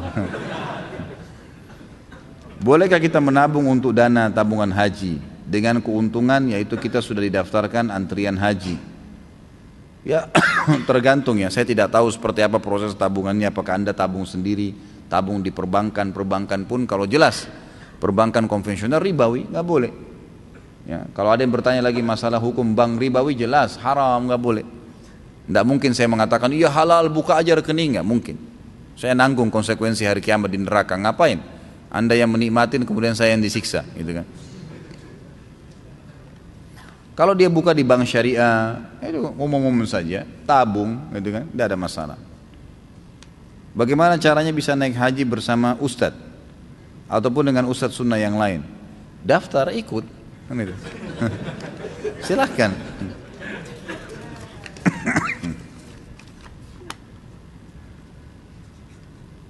Selain di sini apa ini, di mana lagi ustadz adakan taklim rutin? Dan di televisi saya juga pernah melihat ustadz bersama Ustadz Arifin. Apakah rutin dan setiap hari apa? Dia bisa dilihat di web saya di www.khalidbasalama.com, dibuka ada jadwal full, di situ sudah dilihat. Kalau apakah rutin, tidak rutin. Saya hanya kebetulan kemarin diminta di TVRI pada hari Kamis, 2 Kamis yang lalu sama beliau, sekali tampil beliau jadi moderatornya dan saya sempat menyampaikan materi, itu saja. Kalau apakah rutin? Tidak. Pertemuan pun tidak rutin terjadi. Tapi kadang-kadang kalau beliau ingin menanyakan sesuatu ya, atau mungkin menawarkan kepada saya pengajian, gitu kan? Itu baru, atau ada undangan mungkin baru bisa baru berhubungan. Kenapa pada saat sholat ba'diyah kita bergeser tempat? Karena sunnah. Nabi SAW mengatakan setiap tempat yang dipakai sholat akan menjadi saksi pada hari kiamat. Maka dianjurkan pindah tempat, bergeser. Nah, itu akan jadi saksi hari kiamat. Apa hukum masuk rumah ibadah agama lain? Tidak boleh, haram, jangan masuk. Gitu kan. Terutama kalau lagi ada spiritual, ada acara-acaranya atau acara-acara agama mereka lah. Kata Nabi SAW, jauhilah tempat ibadah ahli kitab. Sementara ahli kitab itu Yahudi Nasrani adalah orang yang beriman kepada Allah ya. Tapi tetap disuruh jauhi tempat ibadahnya, terutama kalau mereka sedang melakukan ritual karena laknat Allah sedang turun. Hadis sahih riwayat Imam Ahmad masalah ini. Jadi kita nggak boleh dekat-dekatan. Saya sapa Ustaz, jangan tugas pada saat itu. Cari tempat lain, rezeki Allah luas kok. Jangan kurung diri kita di tempat yang haram. Jadi sebaiknya jangan. Kalau ahli kitab saja nggak boleh, apalagi agama lain. Sementara ahli kitab beriman kepada Allah. Sudah bisa difahami masalah itu. Saya mau bertanya bagaimana hukumnya seorang suami yang terus-menerus melakukan sholat berjamaah bersama di rumah dengan istri dan anak-anaknya, bukan di masjid. Kalau Imam Syafi'i mengatakan boleh-boleh saja. Imam Ahmad mengatakan tidak boleh kalau tidak ada udzur. Makanya lebih baik dia ke masjid tentunya. Tapi istri saya sholat sendiri nanti Ustaz. Baik, Anda boleh sholat berjamaah di masjid, setelah itu pulang imami istri. Adakah dalilnya? Ada, sudah pernah saya jelaskan. Hadis Muadz bin Jabal, hadis sahih. Muadz bin Jabal radhiyallahu anhu, da'inya Nabi SAW ke Yaman. Dan beliau adalah orang yang dicintai oleh Nabi SAW. Beliau selalu ikut 5 waktu sholat bersama Nabi SAW, kemudian pulang mengimami satu sukunya. Jadi bukan cuma istri anaknya, satu suku semua jadi diimami sama dia. Tapi sholat keduanya sudah dihitung sholat sunnah. Boleh. Dalam hadis Bukhari yang lain ada pernah sahabat terlambat masuk masjid, kemudian sudah bubar sholat, lagi berzikir. Ada satu orang masuk sendirian, mau sholat. Kata Nabi SAW, sebentar, siapa yang mau bersedekah untuk saudaranya ini? Abu Bakar angkat tangan, saya Rasulullah. Maka Abu Bakar pun berdiri sholat dengan dia. Padahal Abu Bakar tadi sudah sholat berjamaah. Berarti boleh orang, bab disebutkan bolehnya mengerjakan sholat wajib kembali, tapi hukumnya sudah sunnah oleh para ulama-ulama hadis, tapi hukumnya sudah sunnah untuk menemani saudaranya yang sholat sendirian. Jadi ini boleh saja.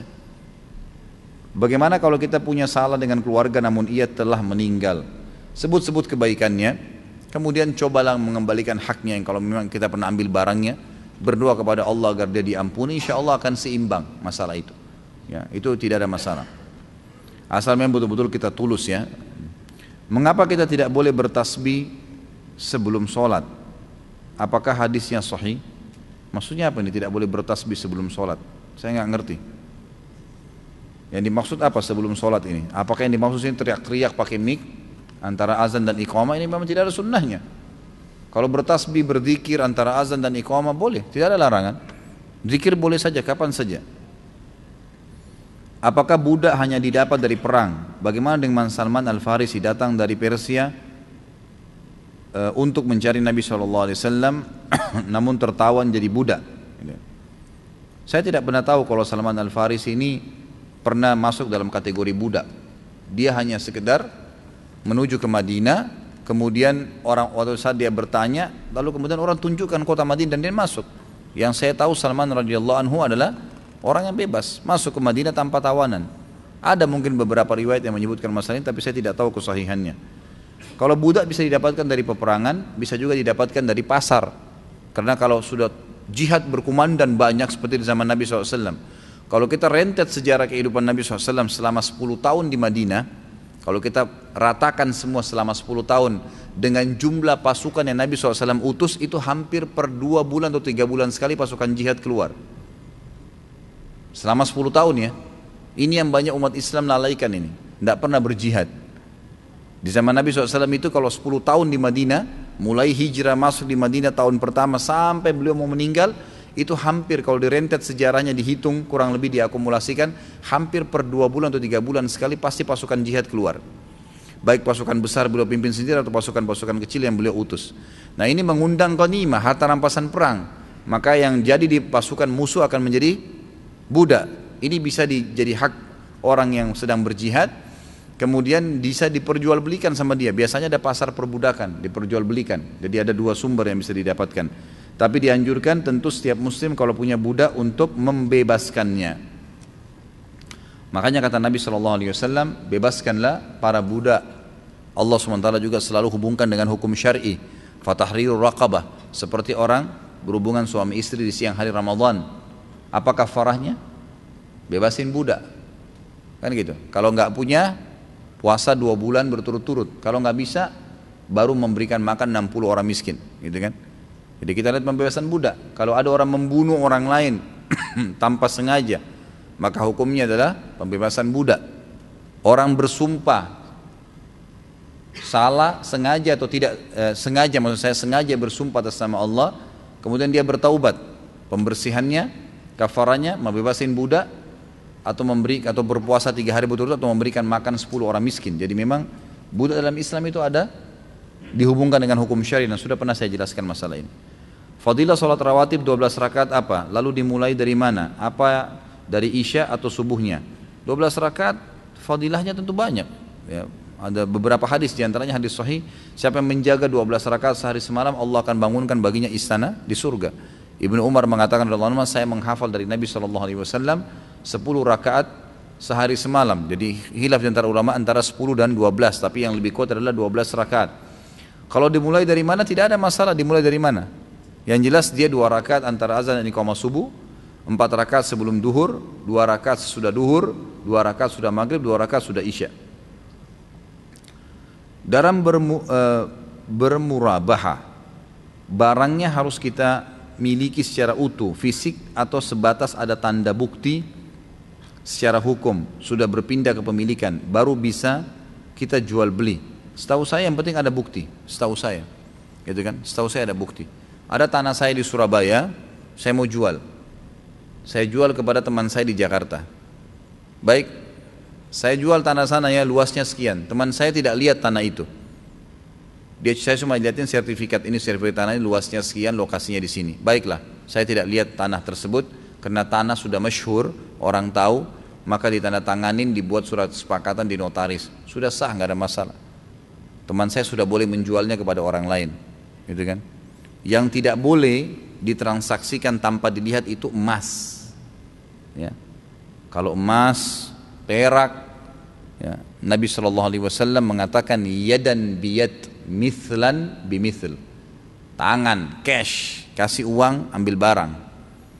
Ini kasih uang, emasnya sebentar ya saya ambilin, nggak boleh. Uangnya taruh sini, bawa emasnya saya bayar, harus begitu. Kalau enggak berarti melanggar hukum agama. Saya baru mengenal sunnah. Sebelum mengenal sunnah, setiap puasa Ramadan saya banyak yang batal. Dan sekarang saya lupa berapa jumlah hutang puasa saya. Apa yang saya harus lakukan apabila lupa jumlah hutang puasa? Ini sama dengan kalau lupa jumlah rakaat sholat. Kalau antum ragu 3 atau 4 ya, kita pilih yang mana? 3, yang lebih sedikit. Seperti itu. Kalau puasa Ramadan, kata ulama dibalik. Maksudnya diambil secara hukum hampir sama sholat, tapi dibalik. Kalau sholat dipilih yang lebih sedikit, kalau sholat itu dipilih yang lebih sedikit, kalau puasa dipilih yang lebih banyak. Misal puasa saya 15 hari atau 17 hari ya, pilih 17 hari yang lebih banyak, berjaga-jaga. Karena hikmah syar'inya, kata Nabi SAW masalah sholat, kalau dia lupa 3 atau 4, kemudian dia pilih 3 dan ternyata itu sudah 4, maka berarti dia sholat 5 rakaat dan target 4 rakaat terpenuhi, kan gitu. Kalau dia pilih 4 rakaat kata Nabi SAW, ternyata baru 3, maka sholatnya belum sempurna karena baru 3 rakaat yang dia kerjakan, kan gitu. Sama halnya dengan puasa. Kalau kita pilih 15 atau 17, kita pilih 15, ternyata masih ada 2 hari yang kurang, maka harus dibalik dari kasus. Tapi hukumnya hampir sama dengan sholat tadi, cuma bedanya kalau sholat memilih yang lebih sedikit, kalau ini memilih yang lebih banyak. Apakah kalau tidak membayar utang puasa kita tidak bisa masuk surga? Itu alasannya kenapa tidak bayar puasa dulu? Kalau alasannya tidak bayar puasa karena memang membangkang dengan hukumnya, Allahu alam, itu rukun Islam. Bisa sampai pada tingkat kufur. Sama dengan orang memungkiri zakat, orang memungkiri haji, sholat, itu semua sama rukun Islam, tidak boleh. Tapi kalau misalnya ada seseorang yang dia baru tahu hukum puasa Ramadan itu haram, kalau dia kemudian dia meninggal, baru dia mau jalankan dia meninggal, insya Allah sudah diampuni oleh Allah SWT. Tapi masalah puasa ini tetap harus walinya bayarkan, wali ya. Makanya ada sahabat mendatang kepada Nabi SAW berkata, ya Rasulullah, orang tua saya meninggal dan masih punya utang puasa, apakah saya mengqadhanya, saya membayarnya sebagai anak? Kata Nabi SAW, iya, karena haknya Allah lebih pantas kamu bayar. Berarti walinya tetap harus bayar puasa itu. Apakah dosa-dosa yang telah lalu akan diampuni Allah bila kita bertaubat? Tentu saja. Padahal setiap perbuatan dosa akan tetap tercatat dan pertanggungjawabannya di akhirat. Dosa yang pernah dikerjakan tercatat di buku amal, tidak akan pernah terhapus, nggak ada istilah dihapus dari buku amal. Misal seseorang melakukan perbuatan zina pada tanggal ini, pada malam ini, di tempat ini, dicatat oleh malaikat atid, begini kejadian dicatat oleh Allah, perintah Allah SWT. Seminggu kemudian dia taubat, ditulis pada tanggal ini dia bertobat dari dosanya yang itu, tapi tetap ada catatan. Makanya pada hari kiamat, tafsir dari makna firman Allah Subhanahu wa taala, orang-orang kafir untuk terima bukunya, mereka mengatakan, a'udzubillahi minasyaitonir rajim, ma li hadzal kitabi la yughadiru shaghiratan wala kabiratan illa ahsaha wa wajadu ma 'amilu hadira. Yang kurang lebih artinya al-ayat tadi, orang-orang kafir pada saat menerima buku mereka, mereka mengatakan, buku apa ini? Tidak membedakan antara yang kecil dan yang besar, ya, dan mereka mendapatkan semua apa yang mereka lakukan. Makna wa wajadu ma 'amilu hadira, mereka menemukan semua apa yang mereka lakukan. Kata ulama tafsir adalah masuk di dalamnya dosa yang pernah dikerjakan, lalu kemudian dia taubat, supaya dia tahu, nih pernah buat dosa ini, pernah buat dosa ini, pernah buat dosa ini, tapi kamu taubat pada ini, makanya dimaafkan. Tapi tetap ada catatannya, gitu kan? Jadi bukan dihapus begitu saja. Dan tidak ada pertanggungjawaban kalau sudah taubat, hanya penjelasan kalau dia pernah melakukannya.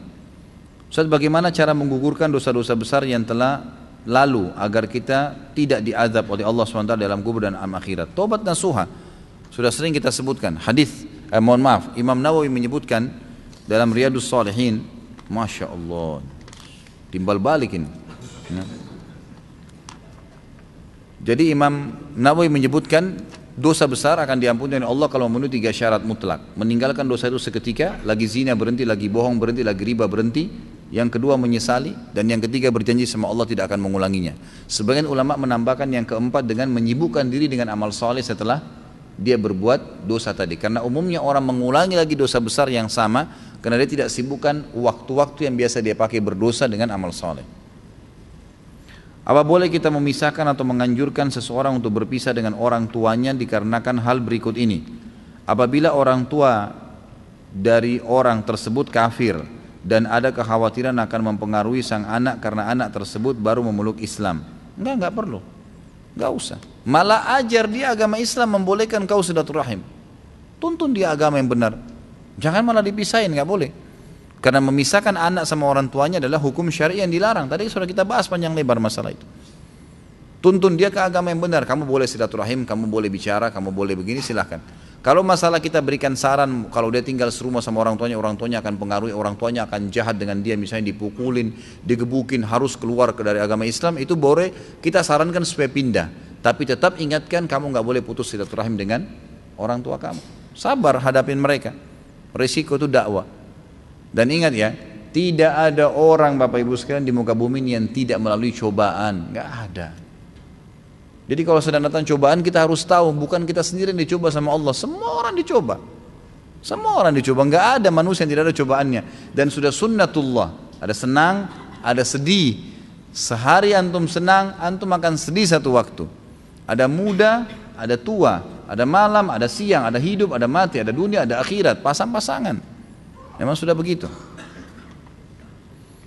Apabila orang tua sering melakukan tindakan kekerasan kepada anak sehingga menimbulkan luka fisik padanya dan kejadian ini berulang walaupun orang tua tersebut sudah dinasihatin, tentu dia boleh pindah rumah, tapi tetap tidak boleh silaturahim, tidak boleh putus silaturahim.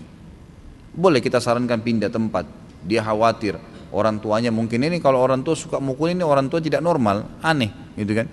Jadi dia boleh tinggalkan rumah tapi tidak boleh putus silaturahim. Dalam kehidupan rumah tangga seringkali perceraian menjadi opsi yang dipilih oleh suami istri dikarenakan berbagai hal. Apabila terjadi suatu perceraian terhadap suami istri yang dalam rumah tangga mereka dulu ternyata menghasilkan anak dan anak tersebut dibawa oleh istri, namun seiring berjalannya waktu istri tersebut selalu menceritakan keburukan suaminya dulu kepada sang anak sehingga sang anak tidak menyukai ayahnya, sementara itu keburukan yang diceritakan istri tersebut adalah benar.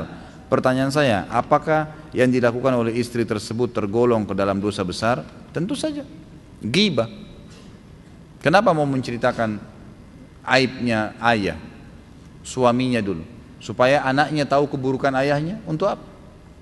Gak ada manfaatnya. Jangan emosi kita pribadi ditarik kepada anak, gak ada hubungannya. Menarik orang lain untuk sama-sama memusuhi, gak boleh. Kan kita sedang sekarang membuat anak kita musuh dengan orang tuanya sendiri, gak boleh. Sehingga anaknya musuh, nggak mau ketemu, nggak mau berbakti, nggak boleh. Jangan, nggak usah. Jangan dendam. Dalam Islam tidak ada dendam. Tidak ada sesuatu yang samar-samar, gitu kan? Semuanya jelas dalam Islam. Nasihat seperti apa yang bisa diberikan kepada sang anak agar dia tidak memutus silaturahim dengan ayahnya? Sampaikan baik-baik bahwasanya ayah itu, saya sudah pernah jelaskan di bab bakti dengan orang tua ya, teman-teman sekalian. Kalau saya tanya kembali, siapa yang lebih wajib dibakti antara ibu sama anak, ibu sama ayah? Banyak orang mengatakan ibunya kan, karena selalu yang ditonjolkan hadis surga di bawah telapak kaki ibu. Padahal hadis ini hadis yang lemah sekali, gitu kan? Lemah sekali. Kalau dalam masalah khidmah itu melayanin, maka ibu didahulukan. Hadis Nabi SAW yang berbunyi, seorang sahabat mengatakan, ya Rasulullah, man ahakku bisuhbati, siapa yang lebih layak saya layani, saya temenin? Kata Nabi SAW, ummuka, ibumu. Yang anak ini maksud adalah antara ibu sama ayah, siapa yang saya dahulukan dalam melayani?